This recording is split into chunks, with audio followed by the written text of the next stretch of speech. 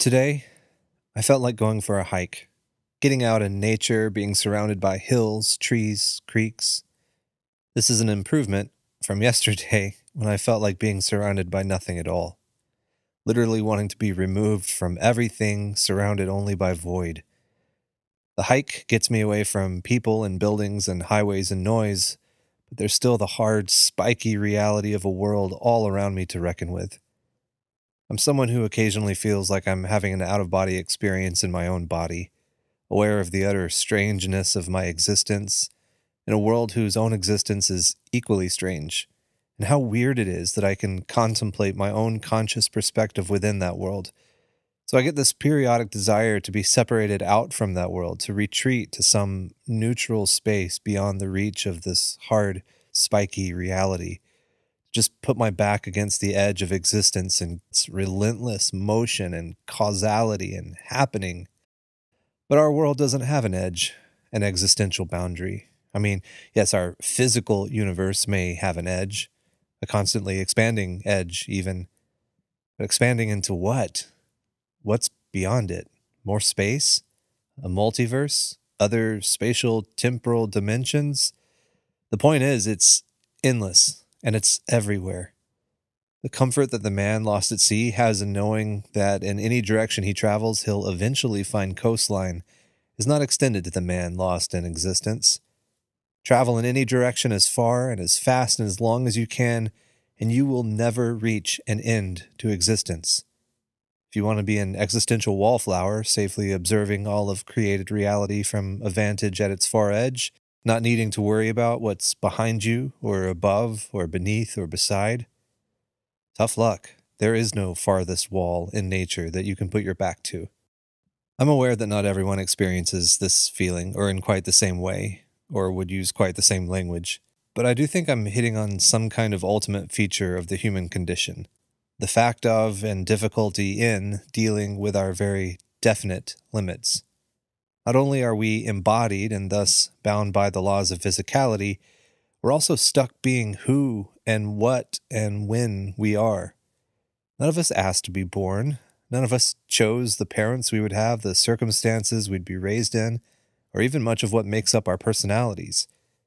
Blaise Pascal in Pensée 205 says, "When I consider the brief span of my life absorbed into the eternity which comes before and after, the small space I occupy and which I see swallowed up in the infinite immensity of spaces of which I know nothing and which know nothing of me, I take fright and am amazed to see myself here rather than there. There is no reason for me to be here rather than there, now rather than then." He goes on, "Why is my knowledge limited? Why my stature? Why my life to 100 years rather than to 1,000? What reason has nature had for giving me such and for choosing this number rather than another, in the infinity of those from which there is no more reason to choose one than another, drawing nothing else? We're weak, finite little creatures thrust into this existence of circumstances beyond our scope or control, and yet we're doomed to have an awareness of this with our own weak little wills and volition. The moment this concept occurred to us as toddlers, we all began asserting our wills against the outer world with all the might we had, raging, rebelling, renouncing, and then reshaping the world around us however we could, throwing food on the floor if that's where we wanted it, coloring on the walls, dropping to the ground in protest if we don't feel like going somewhere, and screaming bloody murder if someone bigger and stronger than us asserted their own will over ours. Some of us still obsess about getting our way as often as possible, either through material means gained by hard work, or by cleverness, or scheming, or by lying, cheating, and stealing, sometimes still even through violence. But the wiser of us adopt a philosophy that acknowledges our human limitations and accepts them, conforming our wills to reality instead of the other way around, finding peace with the fact of our existence in the kind of world that we've got. I hold such a philosophy, but I'm an imperfect practitioner. Most of the time, honestly, I'm just coping. Deep down, I have a will that's constantly being thwarted, that's always screaming from the depths, "Why?" It can't usually be heard from the outside. I wear a pretty calm, collected persona, but I hear it. echoing up from the dark, resounding through my mind and my heart. Sometimes this inner voice hits the right frequency and starts to resonate, rattling my coping mechanisms, cracking my persona. Through the cracks, the harsh world starts to seep in unchecked. I feel exposed. I want to back away slowly from everything. But to where? No hideout is remote enough, no corner dark enough. I wish I could put my back against the edge of everything and just not have my will tested, my existence acted upon. There's a real strength and courage required to step out into this world of otherness and changeability, especially while consistently maintaining that will to relinquish one's will. The worthiness of that well-known prayer, Lord, grant me the serenity to accept the things I can't change, the courage to change the things I can, and the wisdom to know the difference, truly merits its popularity. You know it's a good prayer when it's so obviously sensible and yet so extraordinarily lofty in its ideal. But from the deep, a voice keeps calling, undermining the prayer, making the very beginnings of it impossible to attain. Why, it shouts, why is the world contrary to my will? Why is it such that I can't change it to fit my will? Or why is my will so often contrary to the world? Why am I the kind of creature that has desires, passions, yearnings, many inexplicably mine by no choice or encouragement from me, that are never or imperfectly fulfilled? Why, the voice says, do I feel so maladjusted to the world? Some people will do anything to escape this voice, drowning it out with noise, pleasure, busyness, ideology, war, sex, going out into that same world which fails to conform to them in search of remedies to heal their maladjustment. Madness. I'm less comfortable searching the world outside than I am with that disconcerting voice inside, so I descend inward. Down, down into the deep from whence comes that voice I go, passing mysteries and hidden things as I descend. If I'm lucky, I'll descend far enough through the caverns of mind and then of heart, and hear the Doppler shift in the voice moving from below me to above now, growing softer and softer. I'll reach a dark calm, my descent becoming meaningless as the space around me grows into a gravityless eternity.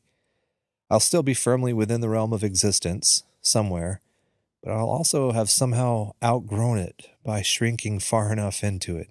Here I find the closest I can reach to the edge of existence, but I haven't drawn near to non-existence. No, down here it's definitely super-existence, nearing existence as such. It's not derivative, changeable, or noisy like everything up there.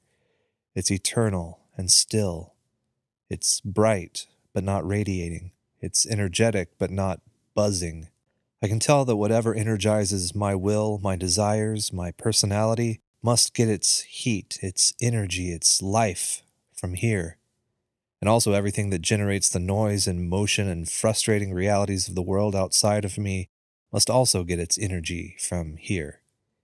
In fact, my very existence must come from here, and the existence of the cosmos must come from here. Here, the reality that simply is, before time, surrounding space, beyond distance, but so deep within everything that it sustains everything in existence. Where does existence come from? Here. Where does time gain its meaning? Here. Where do reason, will, and personality draw their reality from? Here. Here is the solid space, the still eternity, the bright darkness from which and to which all of my questions, angst, and joy return. With my back finally against the wall of existence, I feel surrounding me the embrace of God. Hi, thank you so much for watching this video. I'm Stephen Brandon, the content creator of this channel. I really hope that this video is able to give voice to some of those existential groans that I think probably a lot of us have. But I hope it's also able to give some hope, as I think there is real rest and fulfillment in the very source of our existence, which I believe is personal and pure love. I hope to make some more videos in the future very soon about the nature of that love, and also keep making videos about the wonder of this world, even with all its spiky edges. If that sounds appealing to you, please do subscribe so you don't miss that as it comes out. And it would really help me out, as I would love to grow this channel and be able to make more and more. So thank you so much again. God bless you.